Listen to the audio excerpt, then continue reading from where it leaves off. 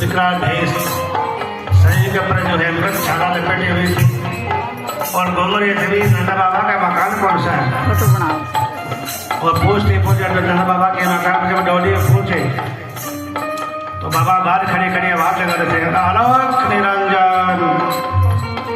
साधुओं की भाषा होती है, कोई सत्साय बोल देते हैं, कोई हरिओम बोल देते हैं, लेकिन कुछ महात्माओं की भाषा ऐसी है कि बाबा आवाज लगा रहे अलख निरंजन। तो एक मैया गई अंदर यशोदा के पास में, यशोदा कि बाहर जाकर देखे बाबा खड़े हैं काफ़ी देर से, कुछ भिक्षा दे दो उनको, बहुत देर हो गई है। तो मैया जब बाहर आई, बाहर के आके देखा कि बाबा क्या चाहिए, आटा लेओगे या रोटी लेओगे?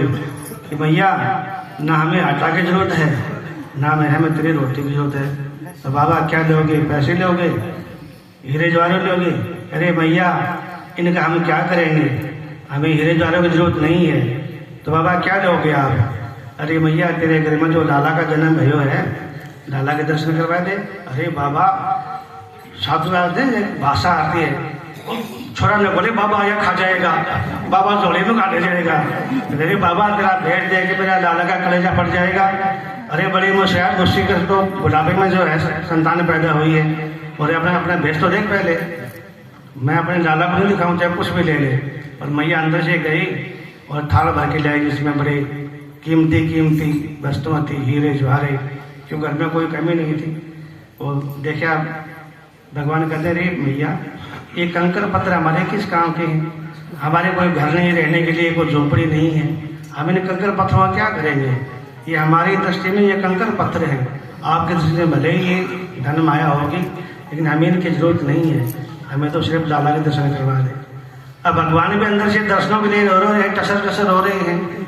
अरे दूध पिलाया उसको, काफ़ी मेहनत करी, खिला रही है, लेकिन भगवान भी जो है अपनी जिद पर आ गए हैं कि बाहर दर्शनों के लिए जोगी खड़ा है, भगवान खड़े हैं दर्शन के लिए। तो जब कोई भी यदि भगत भगवान को जब पुकारता है तो भगवान को नहीं रुक सकता। अभी सुन रहे थे ना कि खुद खुदा को घर बुलाए कौन है, वो प्रेम है। जब प्रेम जब हो जाता है किसी से भी हो जाए, आज देखो प्रेम जो संसारिक प्रेम है, जब लड़की लड़के का प्रेम हो जाता है तो माता पिता जब लड़की को कितना पालते हैं, पढ़ाते हैं, उसको PhD करवा देते हैं, ISC भी करवा देते हैं, कितना पैसा करते हैं, तमाम पैसा तनख्वाह सारी लड़की में लगा देते हैं। जब किसी लड़के से जब प्रेम हो जाता है तो सब कुछ छोड़ करके भाग जाती है।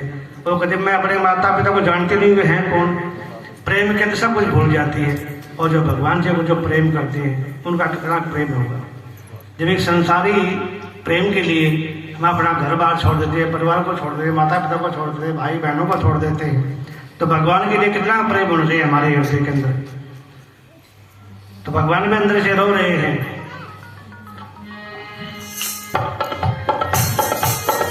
गोकुल की गलियों में घूमे जोगी मतवाला, गोकुल की गलियों में घूमे जोगी मतवाला,